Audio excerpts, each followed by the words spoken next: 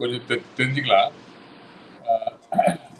சாம்சனுடைய இது வந்து நியாயாதிபதிகள்ல வந்து 13 16 வரைக்கும் இருக்கு. இது சாம்சன்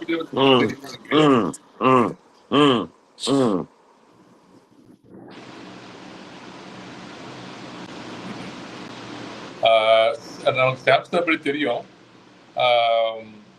அவன் வந்து அவனுடைய பிறப்பை பற்றி தேவதூர் சொல்லி அவன் வந்து தேவனுக்காக வேண்டி அவன் வந்து நசரைய பிரதர் அப்படின்னு தெரியும். உங்களுக்கு தலைவருக்கு முடி தாடி எதுவுமே அவன் வெட்டக்கூடாது. அதாவது நம்ம இது இறந்த இது அது பக்கத்துல போகக்கூடாது. அடுத்த அவளை வந்து ஒயின் திராட்சை ரசம் அதுக்கு குடிக்க கூடாது. அங்க அது இருக்கிற இடத்துல அவன் இருக்கக்கூடாது. இதுதான் அந்த 3 இதுதான் ஆண்டவர் அதை சொல்லிதான் அவனை வந்து இது பண்றாரு. அவன் அதே மாதிரி அவனுக்கு அவன் வந்து பிறந்துடுறான். அவனை அதே மாதிரி அவங்க பேரண்ட்ஸ் வந்து சொல்லி வளர்க்குறாங்க.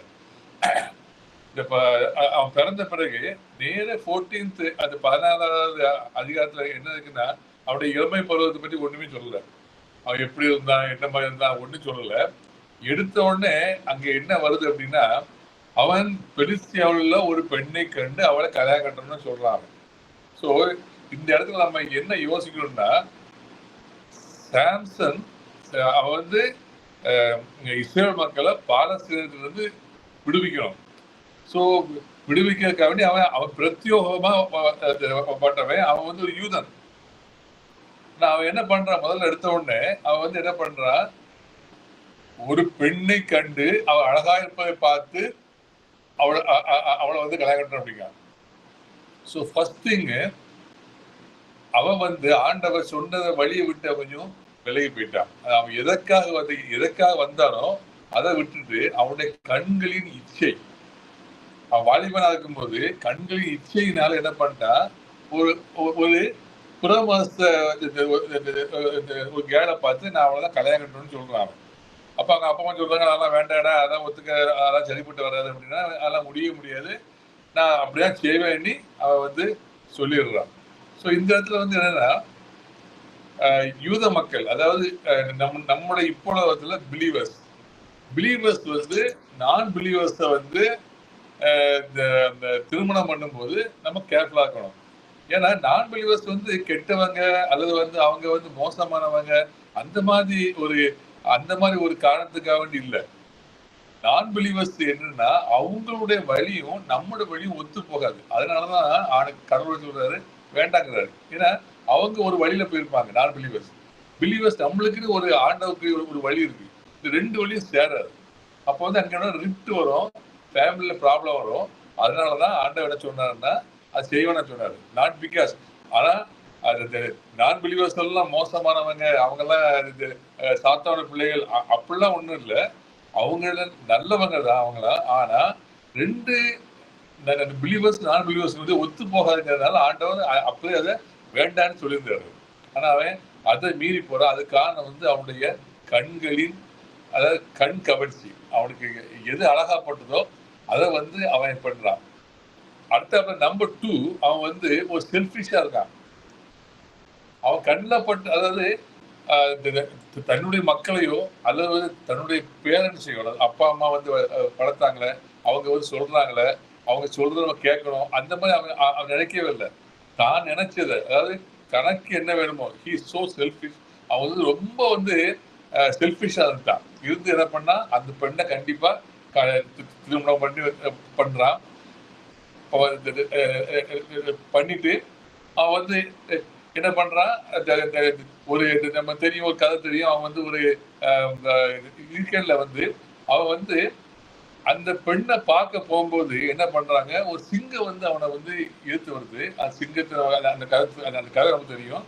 சிங்கத்தை கொண்டுறான். அவன் திரும்பி அந்த பொண்ணு வீட்டுக்கு போகும்போது அந்த சிங்கத்தினுடைய வாயில வந்து தேன் இருக்கு. சிங்கத்துடைய அந்த இதுல வந்து தேன் இருக்கு. இவன் என்ன பண்றான், அந்த தேனை எடுத்து அவனும் சாப்பிடுறான். வீட்டுல உள்ள அவங்க அப்பா அம்மா கொடுக்குறான். ஸோ இவன் என்ன பண்றான், அவன் டெலிபரேட்டா, அதாவது அறிந்தே அவன் என்ன பண்றான், அவன் நசரேயன், அவன் வந்து இறந்த எந்த இதை தொடக்கூடாது. ஆனா அவன் என்ன பண்றான், அவன் ஆண்டவர் சொல்றதுக்கு அவர் எதுக்காக வேண்டி அவனை கொண்டு வந்தாரோ அதை மறந்து அவன் என்ன பண்றான், அந்த அந்த சிங்கத்துடைய அந்த உடலை தொட்டு, இறந்த உடலை தொட்டு அதை எடுக்க மட்டும் இல்ல, அதை சாப்பிடுறான். அதாவது அவன் வந்து டோட்டல், அதாவது மொத்தமா வந்து அவன் வந்து ஒரு சுயநலவாதியாக இருக்கான். அடுத்தாப்புல அவன்கிட்ட உள்ள தப்பு, அடுத்த தப்பு என்னன்னா,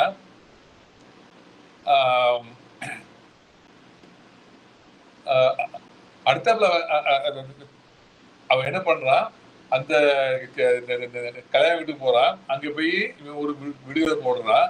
அந்த விடுகதையை வந்து விடுகதையை எனக்கு சொல்லிட்டீங்கன்னா நீங்க வந்து எனக்கு வந்து 300 எனக்கு வந்து மாற்று விலை தரணும், இல்ல நான் தருவேன் அப்படி சொல்லிடுறான். ஆனா என்ன ஆகுது அப்படின்னா,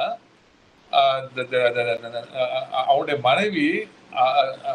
மனைவிட்ட போய் இவங்க சண்டை போடுறதால, அதாவது பெலிஸ்து சண்டை போடுறதால அவன் நச்சரிச்சு அந்த பதிலை கேட்டு பதிலை வந்து சொல்லிடுறான். சொன்ன உடனே என்ன பண்றான், ரொம்ப கோபம் வந்து என்ன பண்ணிடுறான், அவன் வந்து பெலிஸ்தருடைய 30 பேர் அடிச்சு அவனுக்கு ட்ரெஸ்ஸை கொடுத்து, இதெல்லாம் நமக்கு தெரியும், நம்மளுக்கு எல்லாம் வாசிக்கணும். நம்ம அந்த நம்ம எது நடிகளை விட்டு அங்கெல்லாம் அடிச்சு ஒடிச்சுட்டு அவன் கோபத்துல போயிடுறான். திரும்பி வந்து திரும்ப என்ன பண்றான், திரும்பவும் வந்து எனக்கு அந்த கேளை தாங்க அப்படிங்கிறான். தர முடியாதுன்னு சொன்ன உடனே திரும்பவும் கோவப்படுறான்.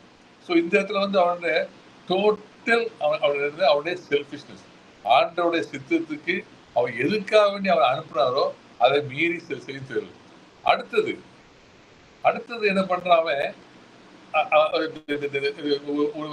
ஒரு பட்டத்துல போய் அங்க ஒரு விலை மாது பார்த்து அவட்ட போய் இருக்கான். அவட்ட ஸோ அவட்ட இருக்கும்போது இந்த பெலிஸ்தர்கள் வந்து அந்த லேடிகிட்ட போய் நீ அவனை வந்து எப்படியாவது வந்து இது பண்ணிடு, நாங்க வந்து அவனை பிடிச்சிருவோம் அப்படிங்கும்போது அவன் பிடிக்க போகும்போது அவன் என்ன பண்றான், அந்த அலங்கம் பெரிய கேட்டு, நீங்க அது ஒரு சாம்ஸோட அந்த சின்ன மூவியை பார்த்து தெரிஞ்சிருக்கோம், பெரிய கேட்டு, அது தூக்கி அவன் தலைமறை வச்சுட்டு அவன் நடந்து போயிடுவான். ஸோ இந்த அவன் செல்ஃபிஷா இருந்தா கூட ஆண்டவர் அவனுடைய திட்டத்தை நிறைவேற்றுவதற்காக அவனோட கூட இருந்தார். ஏன் கூட இருந்தார் அவரு, அவன் இன்னும் வந்து அவனுடைய முடிகள் எல்லாம் வந்து இன்னும் ஃபுல்லா இருந்தது, அவனுடைய தாடி இருந்தது, அவன் வந்து ஒண்ணுமே இது பண்ணல. ஈவன்தோ அவன் வந்து அந்த கல்யாண பார்ட்டியில வந்து அவன் வந்து ஒயின் சாப்பிட்டுருக்கலாம், அடுத்தால வந்து சிங்கத்துடைய உடலை தொட்டுட்டான். அவன் செய்யாத ஒண்ணு முடிய வெட்டாதுதான், அது முடிய வெட்டலை. அதனால அந்த பரிசுத்த ஆவியானவர் அவனை விட்டு போகல. ஸோ இதுல நம்ம என்ன தெரியுது அப்படின்னா, ஆண்டவர் நம்மளை வந்து எந்த ஒரு சித்தத்துக்கு அனுப்பியிருக்காரோ அந்த சித்தத்தைப்படி செய்யணும். அப்படி இல்லைன்னா இந்த மாதிரி நம்ம வந்து நம்மளோட சித்தத்துல போகும்போது இந்த மாதிரி நிறைய பிரச்சனைகள், அது ஆண்டோடைய திட்டத்துக்கு எதிரான இது நிறைய வந்துடும். அடுத்தால மூணாவது என்ன பண்றாங்க, அங்க போய் நல்லா தெரியும், இன்னொரு பெண் வீட்டுல போய் இருக்கான். அந்த பெண் வந்து அவனை வந்து நச்சரிச்சு அவனுடைய முடியை வெட்ட அவனுடைய பலன் போயிடுச்சு. என்ன பண்ணாங்க, அவனை கண்ணை எடுத்து அவனை கொண்டு அவங்களுடைய சிறைச்சாலைல அடைச்சி வச்சிட்டாங்க. ஸோ இதுல இருந்து என்ன தெரியுது அப்படின்னா, அவன் வந்து முதல்ல நசேர் விரதத்தை வந்து அவன் வந்து இது பண்ணிட்டான். கண்களின் இச்சை, அதாவது அவன் வாலிய பிரயாணத்துல அவன் வந்து என்ன சொல்றான், அவன் வந்து பெண்கள் மேல உள்ள ஒரு இச்சை, கண்களின் இச்சை, அதனால வந்து அவங்க என்ன பண்றான், பல பேர், அதாவது தன்னுடைய இடத்தை விட்டு பல வித்தியாசமான பெண்கள்ல போனதுனால அவனுடைய வாழ்வு வந்து அவ்வளவு மோசமாச்சு.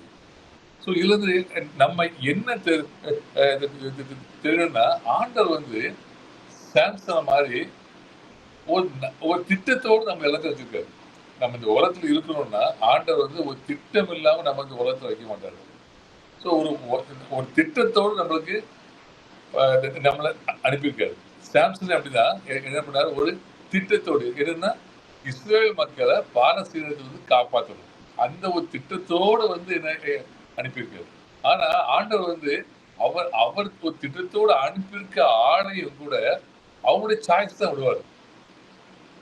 நீங்க உலகத்துக்கு வந்த பிறகு உங்களுடைய சாய்ஸ், அதாவது நீங்கள் வந்து விரும்புகிற காரியங்களில், நீங்க செய்ய விரும்பும் காரியங்களில், அல்லது நீங்கள் யாரை தெரிந்து கொள்வீர்கள் என்பதில் ஆண்டவர் தலையிட மாட்டார். ஏன்னா அவர் வந்து நம்மளுக்கு 6 அறிவை கொடுத்திருக்கார், 6வது அறிவை கொடுத்திருக்கிறார். நம்ம ஆண்டவர் சொல்லியும் அந்த பழத்தை சாப்பிட்டு, நன்மை தீமை அறியும் பழத்தை சாப்பிட்டு நமக்கு நன்மை தீமைன்னு எல்லாம் தெரியும். அதனால ஆண்டவர் வந்து யாரை வந்து அவர் வந்து கம்பல் பண்ண மாட்டார். நீ வந்து நல்ல வழிதான் போகணும் அப்படின்னு சொல்லி ஆண்டவர் வந்து கம்பல் பண்ணவே மாட்டார். ஆண்டவர் வந்து மனிதனுக்கு, ஏன்னா மனிதன் ஆல்ரெடி அவன் வந்து நன்மை தீமை அறிகிற பழத்தை சாப்பிட்டு அவன் பாவம் செஞ்சதுனால ஆண்டவர் அவனுடைய இஷ்டத்துக்கு தான் அவர் அலோ பண்ணுவார். ஸோ நம்முடைய இஷ்டம் எப்படி இருக்கு? சாம்சனோட இஷ்டம் வந்து என்னன்னா அவன் இஷ்டத்துக்கு மாறுபாடாக இருந்தது.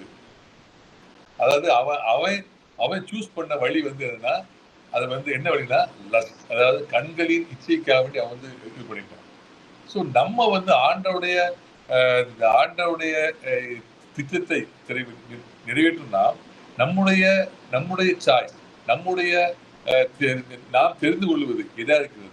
நாம் தேவனுடைய சித்தத்தின்படி செய்வதற்காக நம்ம தெரிந்து கொள்கிறோமா, அல்லது நம்முடைய சொந்த காரியங்களுக்காக நாம் தெரிந்து கொள்கிறோமா? இது நம்ம வந்து சாம்சனுடைய இதுலேருந்து நம்ம படிக்கிறோம். அடுத்த 2வது என்னன்னா, நீங்க வந்து அந்த 14ஆம் அதிகாரத்தை வாசிங்கன்னா அதுல ஒரு லைன் வரும். ஆண்டவர்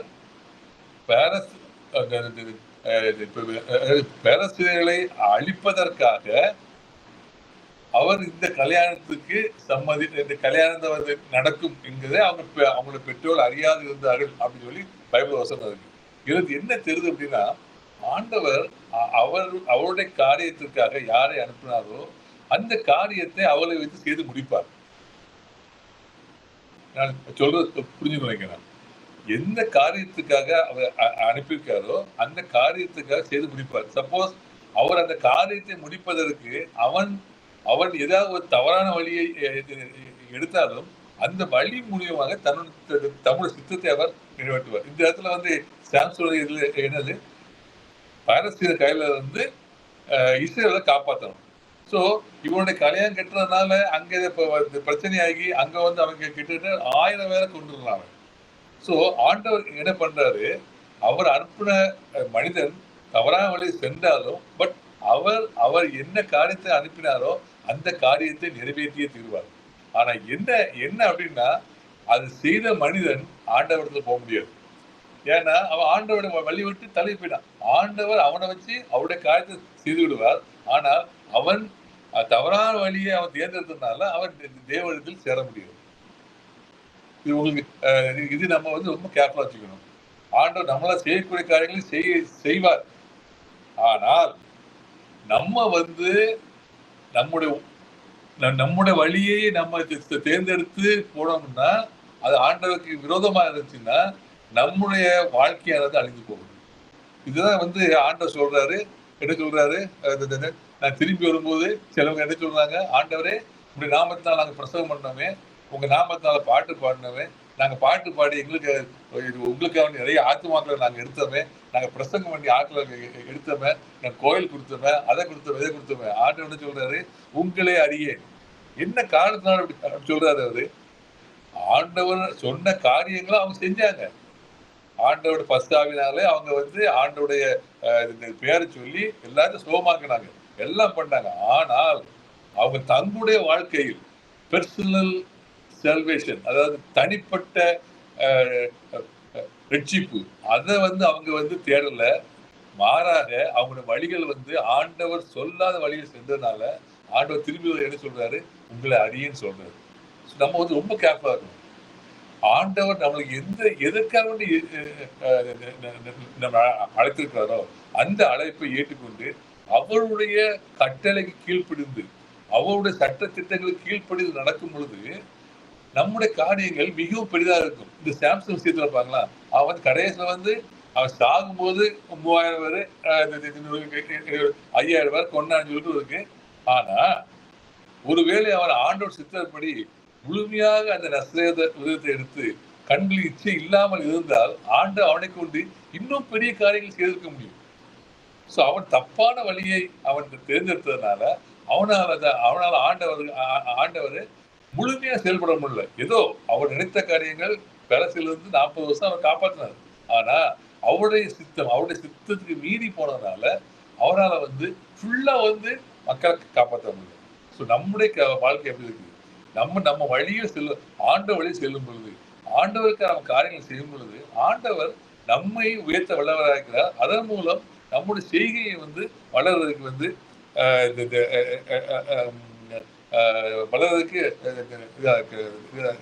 வளர்றதுக்கு அது ஆண்டவர் ஹெல்ப் பண்ணுவார். அடுத்தது கடைசியாக என்னன்னா டிபெண்டன்ஸ். அதாவது அவன் தவறான வழியை எடுத்து விட்டான். அதனால அவனை பிடிச்சிட்டு போய் அவனை சிறைச்சாலை வச்சுட்டாங்க. அவனுடைய அந்த பைபிளுக்கு தான் அவனுடைய முடி வளர ஆரம்பித்தது. ஸோ முடி வளர ஆரம்பித்தது அப்படின்னு இந்த இடத்துல என்னன்னா, முடி வளரும் போது ஆட்டோமேட்டிக்கா அவன் தன் தலையை தடவி பார்த்துருப்பான். தடவி பார்த்து என்ன இருப்பாங்க, சின்ன சின்ன முடி அப்படியே முளைக்கிறது தெரிஞ்சுக்கும். அப்ப அவன் யோசிப்பான், எஸ், ஆண்டவர் நசரேயனா இருக்கும்போது நான் பெரிய காரியங்களை செய்தேன். எனக்கு பரிசுத்தாவியானவரால் பெரிய காரியங்கள் செஞ்சேன். ஆனா நான் மொட்டை அடிக்க விட்ட பொழுது, அந்த முடி இழந்த போது என்னுடைய பலமெல்லாம் போய்விட்டது. ஆனால் இப்பொழுது என்னுடைய முடியாத பிழைக்காதது. அதாவது என் ஆண்டவர் எனக்கு இந்த நசரேயர் இது மூலம் எனக்கு நன்மை செய்ய வல்லவராக இருக்கிறார். அவன் என்ன பண்ணா, அவன் ரிப்பன் பண்றான். அவன் மனம் திரும்புறான். மனம் திரும்பி என்ன சொல்ற, ஆண்டவரே, இந்த ஒரு விசை மாற்றம் நினைத்தீர்களோ, என் உயிரோடு இவங்களும் சாகட்டும். பாத்தீங்களா, ஆண்டோட சித்தத்துக்கு ஆண்டோட கட்டளைப்படி செய்யாம அவன் தன்னால அவளை செஞ்சதுனால என்ன செய்ய வேண்டியிருந்தது, பாவிகளோடு சேர்ந்து மறிக்க வேண்டியிருந்தது. ஆனால் ஆண்டவர் அவன் மறித்தாலும் ஆண்டவர் அவனுக்கு கடைசி நேரத்தில் ஹெல்ப் பண்ணார். எப்படி பண்ணாரு, அவனுடைய பலன் திரும்ப வந்தது. அவன் டிபெண்ட் பண்ணி ஆண்டவர் நோக்கி கூப்பிடும் பொழுது, நம்முடைய தேவன் எப்பொழுதுமே நாம் தவறு செய்து விட்டோம், நம்முடைய வழிகளை மாற்றி அமைத்து விட்டோம், ஆண்டவருக்கு இஷ்டம் இல்லாத வழியில் நாங்கள் சென்று விட்டோம் என்று நாம் நினைத்து அதுக்கு உணர்ந்து நாம் தேவனுக்கு திரும்ப செல்லும் போது அவர் நம்மளை மன்னித்து நம்மளுக்கு புது பலன் தரக்கூடிய அளவில் அவருக்கு நம்மளுக்கு உதவி செய்ய வல்லவராக. கடைசியில் எப்படி சாம்சன் அவன் கூட சேர்ந்து அவன் உயிரோடு கொல்லத்தை பார்த்திலும் அவர் சாகும் போது அநேகருக்கு அவன் கொண்டு போட்டான். ஸோ நம்முடைய வாழ்க்கையை பார்க்கணும். நம்ம இந்த உலகத்துல இருக்கும்போது நாம் நம்முடைய சித்தத்தின்படி போவது. ஏனால் இந்த உலகத்தினுடைய சூழல்கள், உலகத்துடைய காரியங்கள், நம்முடைய திங்கிங், நம்முடைய செயல்பாடுகள், இது எல்லாமே நம்மளை ஆண்டோடைய வழியை விட்டு விலகி செல்வதற்கு தூண்டும்.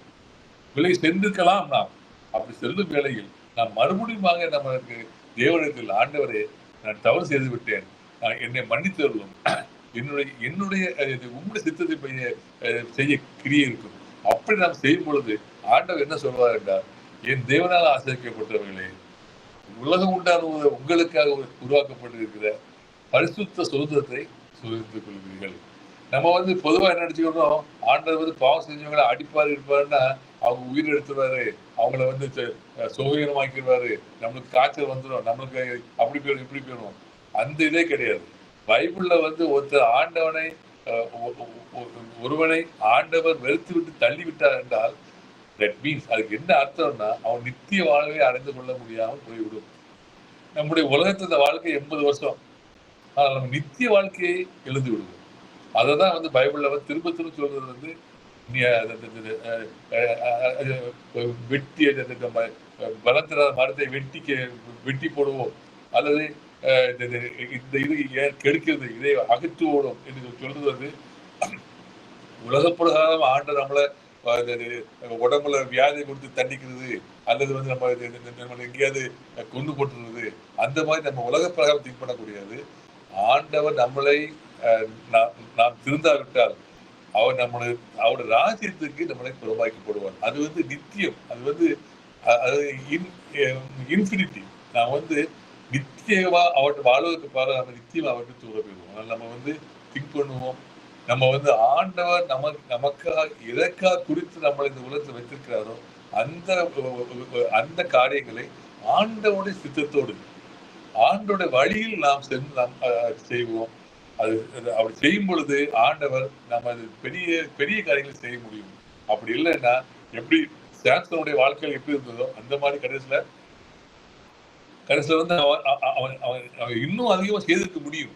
அவன் முடியாம போனதுக்கான வந்து அவனுடைய இளவையில் செய்த அவன் பாவங்கள். ஸோ நம்முடைய பாவங்களை நம்மளுக்கு ஆண்டவரத்தில் நாம் அறிக்கை பண்ணும்போது அவர் நம்முடைய பாவங்களை எல்லாம் மன்னித்து நம்மளை நித்திய சேர்க்க வல்லவராக்கிறார்.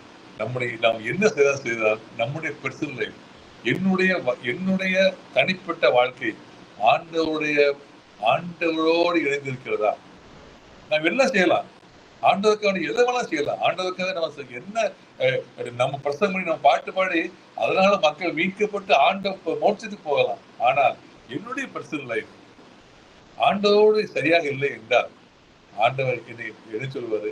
என்னை விட்டு அகன்று போக சொல்லுவார். மாறாக நாம் அவருடைய சித்தத்தின்படி செய்யும் பொழுது ஜீவ கிரியத்தை, அதாவது நல்ல போராட்டத்தை ஓட்டத்தை முடித்தேன், இது போல ஜீவ கருதை அந்த ஜீவ கிரியத்தை பெற்றுக் கொடுத்ததாக நாம் இருக்கலாம். ஜோமன் நாம் ஆண்டவரை நாளுக்காக சூசரிக்கிறோம். இப்பொழுது சாமி நாங்கள் சாம்சனுடைய காரியங்களை பார்த்தோம் சுவாமி. அவன் உங்களுடைய சித்தத்துக்கு நீர் எதற்காக அவனுக்கு வந்து உலகத்துக்கு கொண்டு வந்தீரோ அந்த சித்தத்தின்படி செய்யாமல் தன்னுடைய சுய சித்தத்தின்படி தன்னுடைய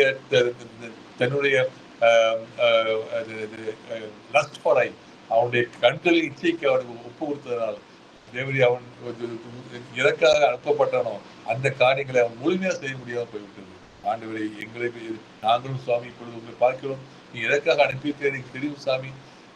தேவரே நான் உமக்காக வாழ வேண்டும், உங்களுடைய நாமத்தை பற்றி மற்றவர் சொல்ல வேண்டும். அந்த காரியங்கள் சாமி நாங்கள் உம்முடைய சட்டத்திட்டத்துக்கு உட்பட்டு நான் செய்ய சாமி.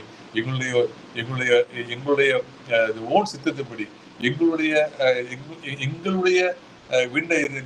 எண்ணங்கள் படி எங்களுடைய ஆசைகள் படி நாங்கள் நடக்காமல் உங்களுடைய நாமத்துக்கு மகிமையான கிருபை செய்வோம். அது மூலம் நாங்கள் உங்களுடைய நித்திய ராஜ்யத்தை பெற்றுக் கொள்ள கிருபை கொடுத்து காத்துக்கொள்வோம்.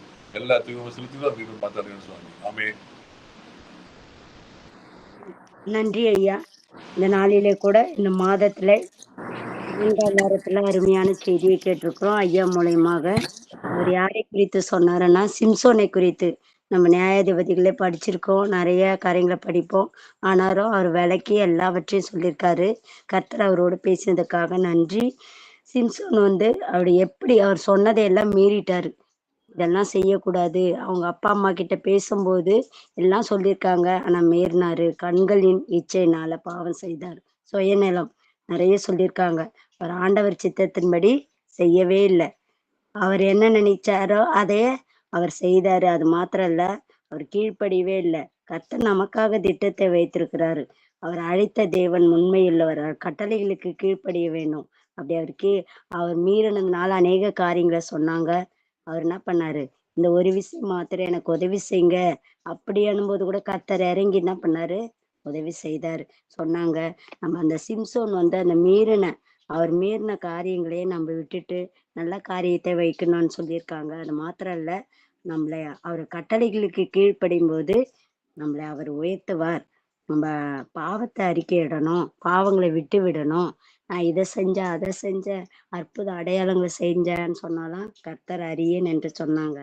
அதை நீங்க கேட்டிருப்பீங்க. நமக்காக வைத்திருக்க அந்த ஜீவ கிரீடத்தை பெற வேண்டாம்னா நல்ல போராட்டத்தை போராடணும்னு சொல்லி கொடுத்துருக்காங்க.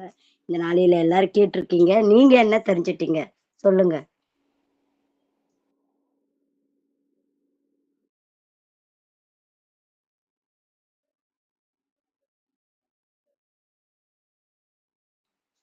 நான் கூட என்ன இந்த நாளில கற்றுக்கொண்டேன்னா, நான் சில இது வந்து அதாவது கட்டளைகளுக்கு கீழ்ப்படிய வேண்டாம்னு சொல்லும்போது கண்டிப்பா அது வந்து கீழ்ப்படியும் போதுதான் அவர் நம்ம உயர்த்த வல்லவரா இருக்கிறாரு. இந்த சில பாவங்களை வைத்துட்டு அறிக்கை செய்துட்டு மறுபடியும் செஞ்சுட்டு இருந்தா இந்த நாளிலே பாவங்களை அறிக்கை செய்து அதை விட்டு விடணும். அப்பதான் கர்த்தர் இடத்துல நம்ம அந்த ஜீவ கிரீடத்தை பெறுவோம். அது எனக்கு ரொம்ப பிடிச்சிருந்தது. நன்றி ஐயா. வேற யாராவது சொல்ல போறீங்களா? சரி, நம்ம இப்பொழுது க்ளோசிங் ப்ரேயருக்கு போலாம். நம்ம மத்தியில இருக்க ஆவிக்குரிய தாயார் அவர்கள் ஜெபம் பண்ணி முடிப்பாங்க. அம்மா ஜெபம் பண்ணுங்கம்மா. ஓகேம்மா. கேக்குதுங்கம்மா. நல்ல ஆண்டவரே, நற்புதமான மாலை இரவுகளை காணொலி செலுத்துகிறோம். இம்மட்டமாக பாதப்படியிலே காத்திருந்த ஆண்டவரே, உம்முடைய சமூகத்திலே நாங்கள் ஆலோசனைகளை கேட்கவும் ஜெபிக்கவும் நீர் உதவி செய்தமைக்காக நன்றியோடு துதிக்கிறோம், ஸ்தோத்திரிக்கிறோம். கலந்து கொண்ட ஒவ்வொரு குடும்பத்தின் பிள்ளைகளையும் வாலிப பிள்ளைகளையும் உடைய சமூகத்தில் ஒப்புக்கொடுத்து ஜெபிக்கிறோம். சிவனை போல எங்களுடைய வாழ்க்கையிலே கண்களை நிச்சயிக்க எங்களை நாங்கள் உட்படுத்தி கொண்டு விடாதபடி உடைய சித்தத்திற்கு நாங்கள் கத்தாவே ஒப்பு கொடுத்து கீழ்ப்படிந்து அதன்படி நடக்க முடியாத ஒரு நல்ல ஆலோசனையை இந்நாளிலே சகோதரின் மூலமாக நீங்கள் கற்றுக் கொடுத்த தயவுக்காக ஸ்தோத்திரம். தொடர்ந்து எங்களுடைய வாழ்க்கையிலே எங்களுடைய சித்தத்தின்படியிலே எங்களுடைய விருப்பத்தின்படியிலே எங்கள் கண்களின் நிச்சயங்களே அல்ல ஆண்டவரே, உங்களுடைய சித்தத்திற்கு செய்த ஆண்டவருடைய சித்தத்தின்படி நடக்க எங்களுக்கு நீர் கற்றுத்தர வேண்டுமாய் கெஞ்சி மன்றாடுகிறோம். செய்தி கொடுத்த அருமையான குடும்பத்தின் பிள்ளைகளை உடைய சமத்தில் ஒப்புக் கொடுக்கிறோம். அப்படியே தாயங்கத்தை நீங்கள் ஆசீர்வதித்து கொடுங்க. பிள்ளைகளை மட்டமாக ஒழித்தின் பாதையிலே ஆண்டவரே அநேக ஆசீர்வாதங்களாக ஆலோசனைக்காரர்களாக நீ மாற்றி அமைத்து வசனங்களை சொல்வதன் மூலமாக ஆலோசனைகளை பெற்றுக்கொள்ள அவர்கள் மூலமாக நீங்கள் கொடுத்த நல்ல சாக்கியமான வாழ்வுக்காய் ஸ்தோத்திரம். குடும்பத்தை கர்த்தர் முழுமையாக ஆசீர்வதிங்க. ரிட்டையர்மெண்ட் காலத்தில் கூட அவர் இன்னும் அதிக பொறுமையாக ஞானமாய் ஊழியர்களை தொடர்ந்து செய்யும்படியான விரும்பிய கிருபைகளை பாராட்டுங்கள். நல்ல சரீர சுகத்தையும் பலத்தையும் போட்டு தாங்கி நடத்துங்க. ஜெயிச்சிமாவுக்கு கூட நாங்கள் நினைக்கிறோம். ஒருவதை கடந்து அந்த எங்களோடு கூட துணையாக இருந்து ஆசீர்வாதமாக மனைவியும் கூட கர்த்தர் நீங்கள் ஆசீர்வதிங்க. அன்பின் ஆழத்தினால் அவர்கள் இடையிட்டு நீங்கள் பாதுகாத்துக் கொள்ளணுமாய் கெஞ்சி மன்றாடுகிறோம். அவருடைய மூத்த சகோதரிகள் கணவரையும் அவருடைய அருமையான குடும்பத்தின் பிள்ளைகளும் தூரமாக இருக்கிற அந்த பிள்ளைகளுக்கு நீங்கள் வழிவாசலை காத்துகிறோம். இதை நடத்துகின்ற ரைசாக்காக எனக்காக பிள்ளைகளுக்காக ஜெபிக்கிறோம். தொடர்ந்து வியாழக்கிழமை தோறும் நடக்கிற அந்த ஊழியத்திலே அவர் பங்கடைவதற்கு அவர் கொடுத்த நல்ல வாய்ப்புக்காக ஸ்தோத்திரம். பிள்ளைகள் நன்றாக படிக்க சத்தியத்திலும் அன்பே ஞானத்திலும் வளர்க்கப்பட கர்த்தர் உதவி செய்யும் என்றாலும் வேலை செய்கிற இடங்களில் கூட இடங்களை காத்துக்கொள்ளவும் வேலை சரியாக ஞானமாய் செய்யப்பட கர்த்தர் கிருபை செய்வீராக. தொடர்ந்து அவர் இதை தொகுத்து வழங்கிய கிருபா சல்மனுக்காக அவருடைய அஜ்மன் என்ற பிள்ளைகளுக்கு ஆட்சிக்கிறோம். தொடர்ந்து அந்த குடும்பத்தை கர்த்தர் எடுத்து நடத்துங்க, வழி நடத்துங்க, மாற்ற வேண்டுமாய் கெஞ்சி மன்றாடுகிறோம். கொடுத்த கூட கர்த்தர் ஆசிரியத்து கொடுங்க. நாங்கள் அநேக சகோதரிகள் இணைந்து பரியானது பரிந்துரை ஜெபத்தை நாங்கள் ஏறெடுக்கவும் அநேக ஆசீர்வாதமாய் அமையும்படியாக கர்த்தர் உதவி செய்து வழிநடத்தி செல்ல வேண்டுமாய் கெஞ்சி மன்றாடுவோம். ராஜா தொடர்ந்து கர்த்தாவது இரவில் எங்களோடு கூட தங்கியிருந்தானவரை எங்களுக்கு வேண்டிய விசேஷமான ஞானத்தினால் நிரப்பாடுமாய் கெஞ்சி மன்றாடுகிறோம். சுயவீனமாய் பலவீனமாய் இருக்கிற பிள்ளைகளுக்கு ஆட்சேபிக்கிறோம். கர்த்தர்களுக்கு உதவி செய்து பரிபூர்ணமான விடுதலை கட்டளையிடுவதுமாய் கெஞ்சி மன்றாடுகிறோம். விரைவில் எங்களோடு வாங்க, சுகமான நித்திரை கொடுங்க. மறுநாள் காலையிலே துதியோடு எழும்பு கர்த்தரின் உதவி செய்வதுமாய் கெஞ்சி மன்றாடுகிறோம். துதிகணம் யாவற்றை முக்கிய நாள் செலுத்துகிறோம். கேட்கிறோம். ஜீவனுள்ள பிதாவே, ஆமென்.